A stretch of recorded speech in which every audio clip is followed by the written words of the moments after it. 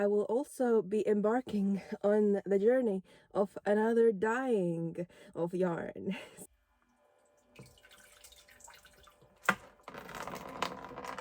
It's time to spin! It's Tour de Fleece! I need to get more fleece. I thought that I had to stop myself from getting too much fleece.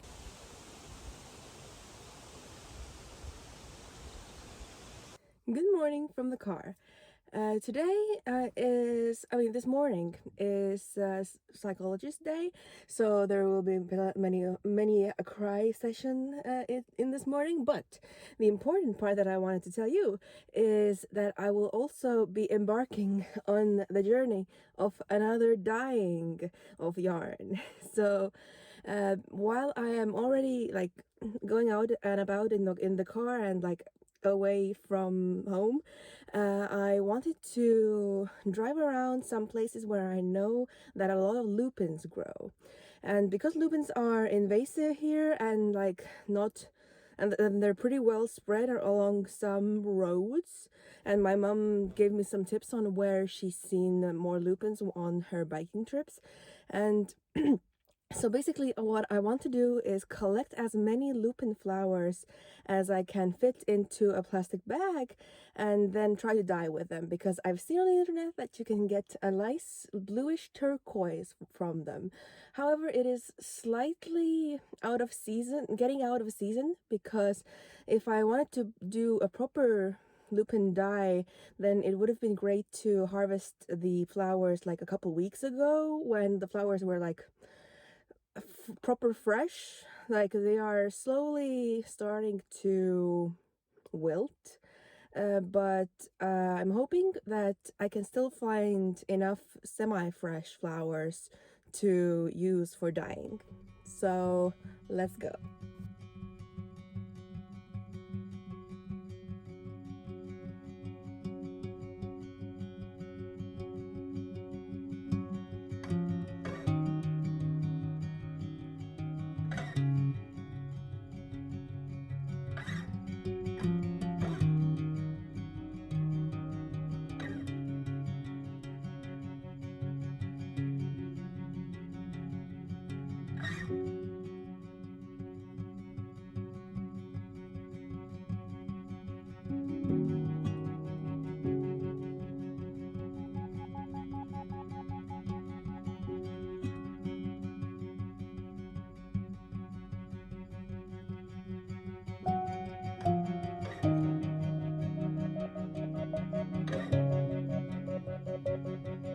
See, now that I have my pot of lupine flowers and spiders, I can just let it get to about 80 degrees. It shouldn't get higher than 80 degrees. This is like one of the types of dyes that doesn't want a higher temperature than 80.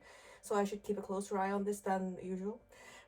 But while this is heating up, I can also fire up the big pot and mordant all the yarn that I have made in the meantime, which is a fair amount. Actually, it turns out I don't have that much yarn to mordant actually, because I found one skein that has already been mordanted from a previous batch, and the previous batch of yarn that I spun was too fine for this project of many colors, so I'm not going to mordant that because I have a different project in mind for that, and that's going to require just plain white yarn. So all that I have to mordant at the moment is 3 skeins of perfectly 200 meters per 100 grams yarn. That is going to, I'm not going to do all of it with the lupine color. I'm going to do 2 skeins with lupine, one with just regular lupine flower color, whatever comes out of it, and the second one with some added iron water to see what happens. And I do still have like at least 1 skein's worth of single ply yarn that hasn't been plied into a 2-ply yarn yet. But because I want to start mordanting now, I don't really have time to ply it, so that's gonna have to wait for a different batch, and I'm just going to mordant 3 skeins at the moment. So since I have 157 grams of yarn, and I usually use the mordant to yarn ratio of 15 grams of alum to 100 grams dry of yarn. I'm going to use 23 grams of alum. And I'm not going to show you the process of getting the alum into the water, getting the water to 45 degrees, adding in the yarn, raising the temperature to 80 to 90 degrees, keeping it there for an hour and letting it cool back down to 45 degrees. It's just a long process and is boring. But I'll have the lupine flowers to keep me company.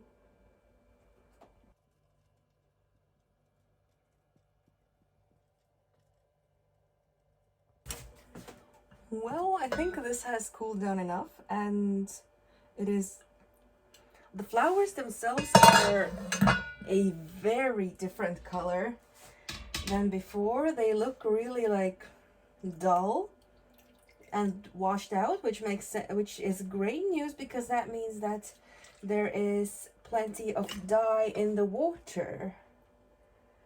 I want to see how much. Ooh, that is potent. Very cool. I'm going to try to strain this now.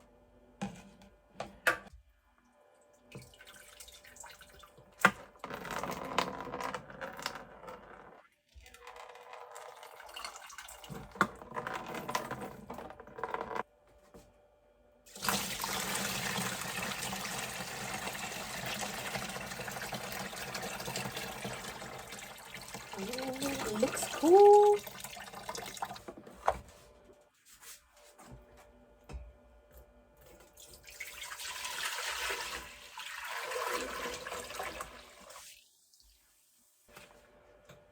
Okay, I think it's fine, warm enough to add in the yarn, and the mordanting solution has nicely cooled down enough so that I can take these out without much issues. However, I am in not a dilemma, but a situation, in the sense that I now need to start cooking dinner, and you're not really supposed to mix food with dyeing because of the chemicals that go into dyeing. So, like, I mean, at least I am not going, like, at least I'm getting rid of the alum solution, which is like the bulk of the chemicals. So like, I'm gonna dump this and then I'm gonna start frying some bacon. So it should be okay, right? Basically, do as I say, not as I do situations. So don't mix food and dyeing, but I'm gonna. Ooh, it's looking cool. Look at that. That is like, oh, I like it. It's cool. So I'm gonna heat this up to 80 degrees again, and then keep it at a higher heat for an hour, and then we're gonna have some fun with, say, the iron mortar, and I'm gonna remove one skein before. Yes. Okay, now it is time. I have eaten, and it is time to get one of the skeins out of the pot. It is looking pretty. I'll show you. When the yarn is in the liquid, it looks like a pretty bluish green, but when I lift it out, it looks a lot more like green. So yes, I'm going to try to get one of the skeins out. If I haven't mixed it, oh no, if I haven't mixed it too much. Ooh, it's definitely like a coal green. Looks super cool. Because usually the greens that I get from stuff in the nature tend to be pretty like on like yellowish on with their undertones, but this is looking like cool. I mean, I always say that it looks cool, but it looks like cool in tone. Okay, it's time for the super fun part. and that is adding the iron water. Okay, let's see what happens if I add this. What color will it take? Oops. It's definitely darker. It's getting like more warm toned. Oops. Ooh, it's oh my god, it's like reaching an emerald green looking thing. I'm gonna add a little bit more and then I will stop adding. Okay. And now I will mix it for 1 minute-ish so that it can take the new dye but also not get damaged too much by the iron. This is very swampy. And it also smells, not swampy, but like cabbage again. I wonder if lupine and the nut are related somehow. Because both smell like cabbage. Okay, I just set these two out to dry, and initial guesses are that this one, or with the original lupine, will be like a more bright green, and the other one with iron will be just a swampy gray, greenish gray. But of course, I shall let you know tomorrow once it's all dry.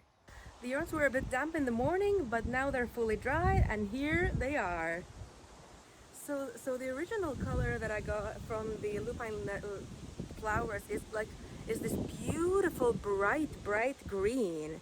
I'm really happy with it, and I'm kind of sad that I chose to use the iron water for the other skein because it's just like a murky grayish green, because I could have had two skeins of this light green brilliance, but oh well, you live and you learn. And now I have two more colorful skeins for my sweater of many colors that I will start making in the fall once I have spent enough time in the late summer and autumn looking for red dye mushrooms, because I want to get red dye as well into my collection of different colored naturally dyed yarns. But as of now, it is looking like the sweater is going to be pretty heavy on the green side, because there's a lot of greens in the yarns that I have. I should make a yarn haul at some point, maybe. I'll think about it. Maybe later when I have more colors. Today is the 4th of July, which means one thing. Well, I guess two things if you're American. But for me, as a non-American, it means that tomorrow, July the 5th, starts Tour de Fleece. And if you're not familiar with this extremely niche event, it is a challenge for people who spin yarn that is at the same time as the Tour de France cycling event that I don't really follow. But Tour de Fleece is all about spinning as much yarn as you can and just challenging yourself to spin like most of the days that it happens, and just create a lot of yarn.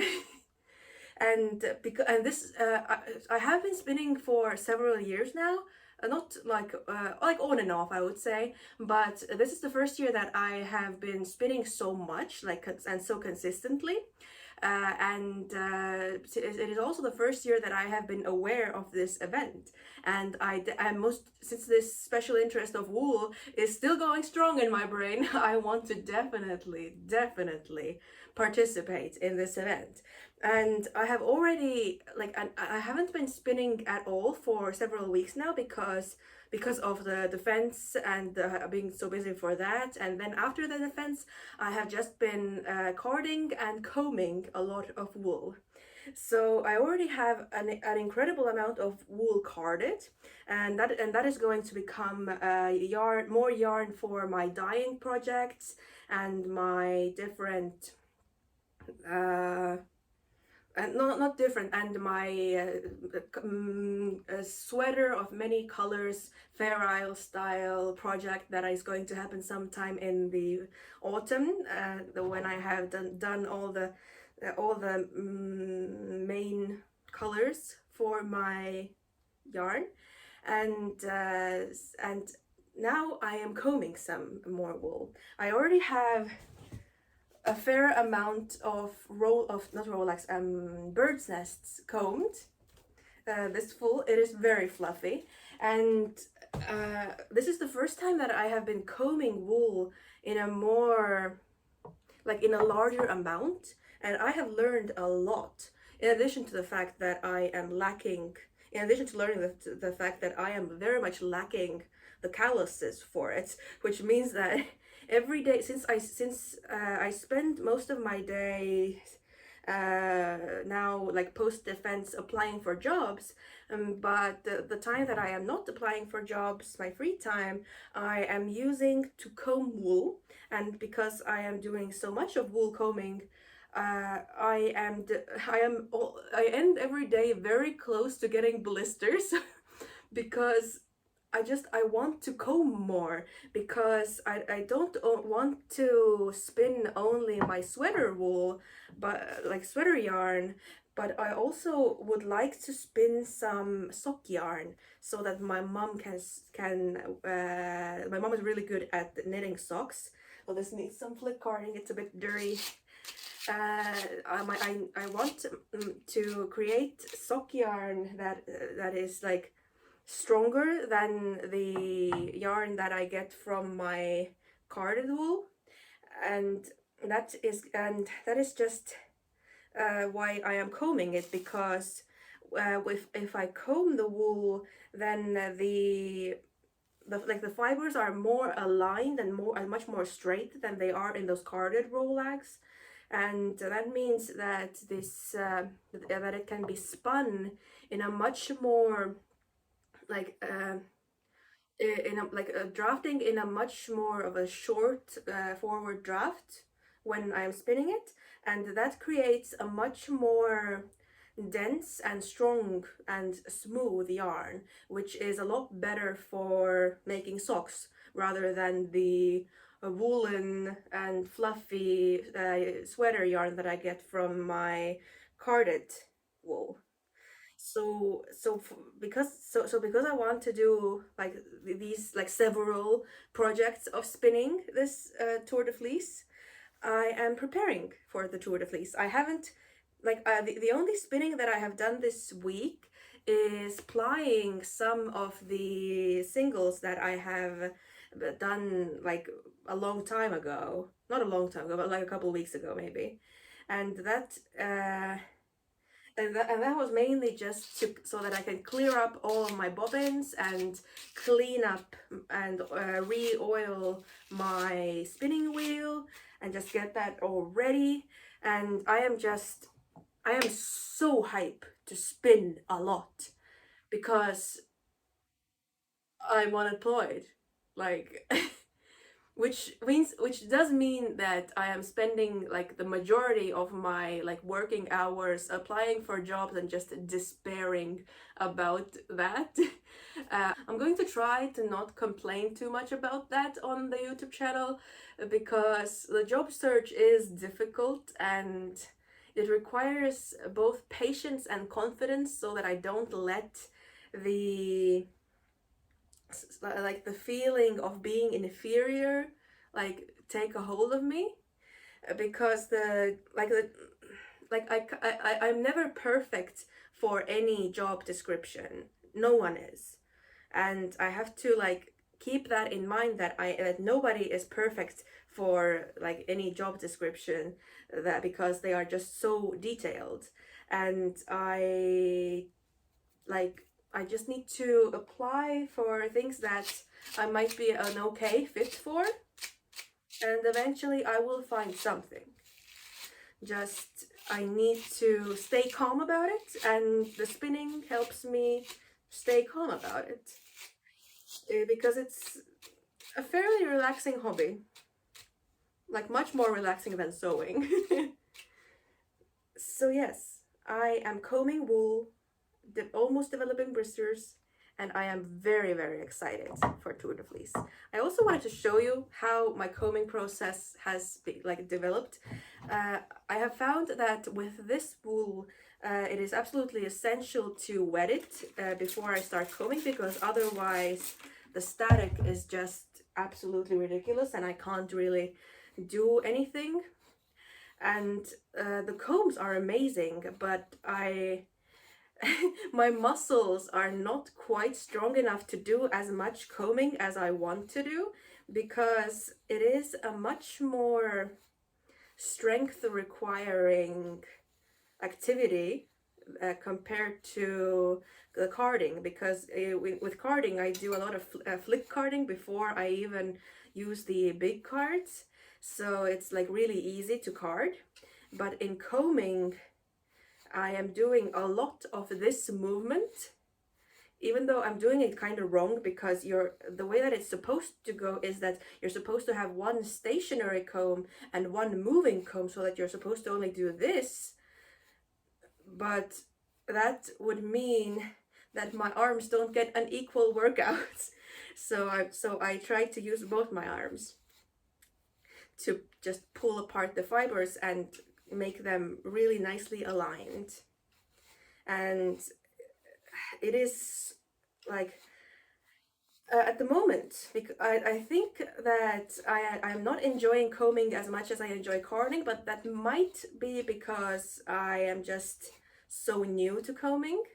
Because with the wool from with the initial batch of wool that I got from Bulva, that had such a short staple length that it wasn't really good for combing, so I didn't do any combing.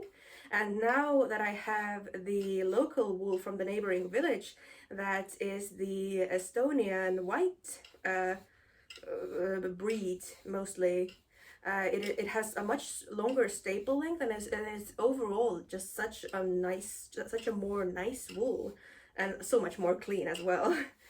I can, like, for the first time, have a lot of wool that can be combed, and I am really happy about that. And I'm happy that I decided to do this.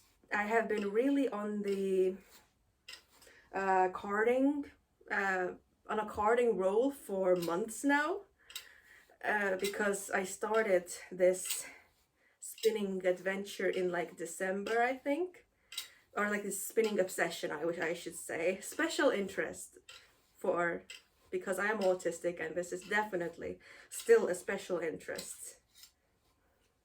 Okay, I am almost done with the first pass. It like the last wisps of the hair that remain on the first comb, it's just I like to just pull them and put them on the second comb, even though you're not supposed to do that. You're supposed to just discard them, but I mean, I don't want to waste it. And now I do a second pass, and then I am done with this batch. I don't really know if combing is faster than carding for me at the moment. I do know that one carded rowlag weighs a lot less than one bird's nest that I get from one batch of combing. So it might be pretty equal in the amount of time that it takes per gram of wool to prep this, but I think that I should, before I do any actual experiments with timing and everything, to determine which one is faster, because I am a scientist at heart and I must do experiments to answer my questions. Before I do that, I think I should become more proficient at combing, and I should also develop the calluses that I need to comb a lot, because this becomes painful by the end of the evening, and it is so difficult because I'm like, it's not yet, like, it's 9 o'clock, it's not yet sleeping time, I am watching my series, I need something to do with my hands, but I can't spin yet because it's not Tour de Fleece yet, and I am like saving myself. It's like saving up the anticipation for spinning. So I want to do something. I want to comb, but I can't because I'm about to get blisters. It is so difficult. But yes, Tour de Fleece is. I am very happy that such an event is happening. I haven't joined any like teams. I know that there are teams for this that sort of combine their like spun kilometerage, but I haven't joined any. I did join a Facebook group of like that has spinners all around the world, and people are sharing their fibers and stuff, and it's really fun. It's like the most fun I've had in a Facebook group ever. And I am okay with that amount of community for this Tour de Fleece. No, this is the part of combing that I am most bad at. Like you're supposed to do really slow, like to pull really gently. Like this takes a lot of strength, but I can't use the same amount of strength for the entire pull because otherwise that happens. And the goal is to get just this one long thing of wool out of this comb. Like I don't know if I'm doing it wrong or something, but it is really strength requiring. But I also have to be careful with how I apply my strength, and it is so difficult. Uh, like I do this. I usually don't split the I don't know length of wool like I did in the beginning, but it does happen, and I don't like it when it happens. It's an imperfection. Ooh, but it is beautiful. Like this is the result of a single comb full of wool, and I am just making it into another bird's nest. It smells just very slightly of sheep because this is actually not the wool that I washed in the previous video. This is the wool that I washed directly after that because I've already run out of the wool that I washed for the previous video. I just washed an entire fleece more. And I'm thinking if I continue combing or carding during Tour de Fleece, I should probably wash another fleece pretty soon because I am expecting to spin a lot, to use up a lot of my prepped wool, so I need to keep prepping. And for that I need more washed wool. At the moment I have a lot, but I might run out.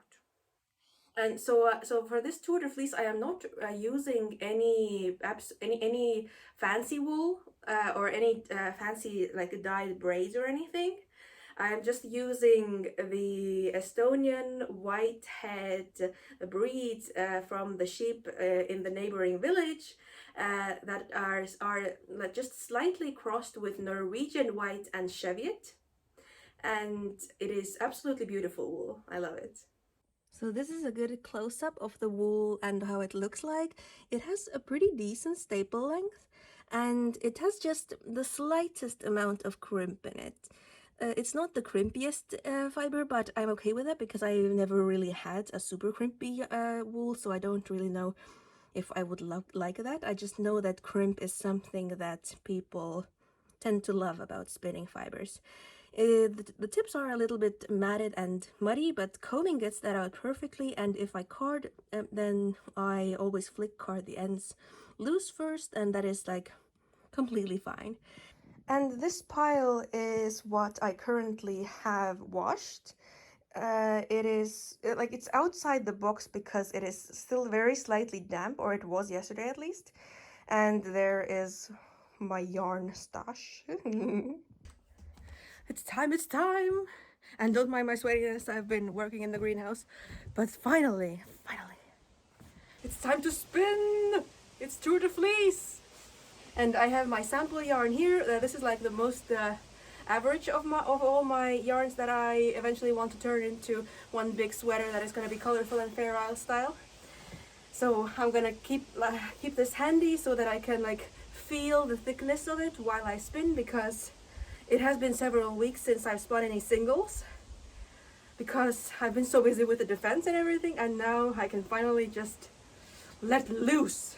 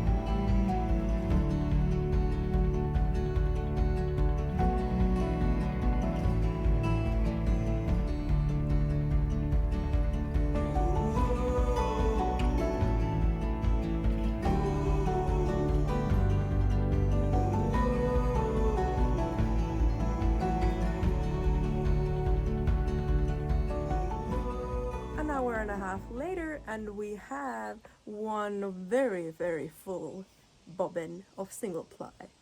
And now it is almost 12 in the afternoon, or in the noon. It is almost noon. So I'm going to walk my chickens, and then I'm going to decide if I want to spin more today or not, because spinning all of this in just one single sitting without any breaks, my eyes feel a little bit funny because of it. So I should have taken breaks probably, but once again, do as I say, not as I do, and take breaks often. Hello friends, I have discovered in complete horror that I only have one fleece of the Estonian white-headed sheep wool left from the neighboring village.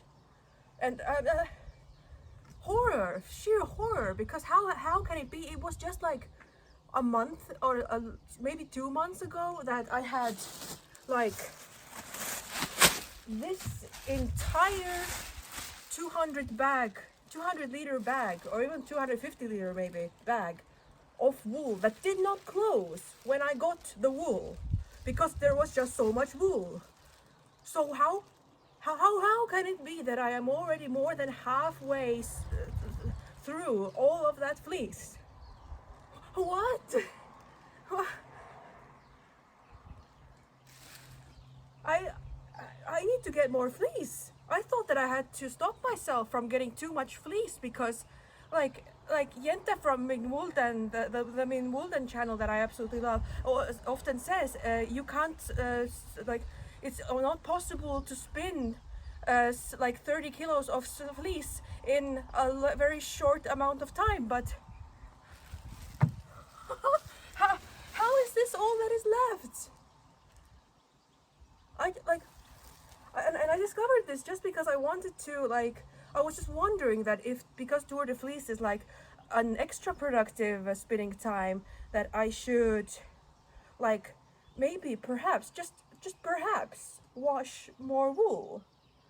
So I'm gonna do that, but just, oh my god, this,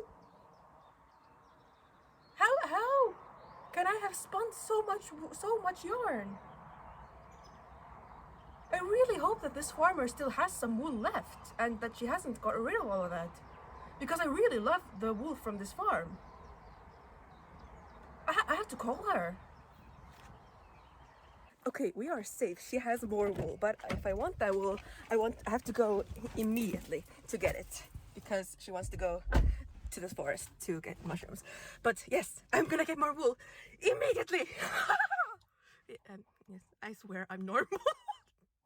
Well, I may have gotten too much, but at the same time, I thought that last time, and here we are. So, I'll show you the haul. So I have two 300-liter bags and about 5 of these smaller bags with like a more nicely separated wool. And it is all the same breed. It is all the same Estonian white-headed breed with a small percentage of Cheviot and Norwegian white, which is it is amazing. I have been spinning it this Tour de Fleece for, these past 2 days, and it is amazing. I love it. I'm going to try to fit it into the shed and continue washing the fleece that I started on before. It is Monday. I have already applied for several jobs and I'm quite tired. I also walked the chickens and I have 2 full bobbins of single ply, so it is time to ply. I'm actually not a huge fan of plying because it's like the most mindless part of spinning. You just need to get into the rhythm and then you got it. And I would say that it's my least favorite part about creating yarn. It's just like boring. But I also spend the entirety of my plying time like very impatient about getting the end result, which is the yarn, so that I can finally like do the measuring and the weighing and the statistics of it all. So I do it, but I don't enjoy the process. I enjoy the results. This is like more, the plying is more akin to sewing in my brain's like enjoyment levels. But I should be able to get like 3, possibly 3.5, or maybe even 4 skeins of 2-ply yarn out of this, and I am hoping it to be the same kind of heavy DK weight yarn that I have made so far all the time for my sweater project of different colors that I dye with natural dyes, so that I can keep dyeing. So it is the evening and I have finished plying 3.5 skeins of my lovely yarn, and it totals 315 meters, which is a fair amount for just 3 days of spinning and playing. And it is and it is on average 175 meters per 100 grams, which makes it a sort of lightweight Aran weight yarn, which is pretty good. Usually the yarns that I have made for my massive naturally dyed sweater project are a little bit finer than that, more closer to like the 190 and 200 range, but it's close enough and I'm pretty happy with that. So at some point I'm going to mordant these, and so that they are ready for my next dyeing project.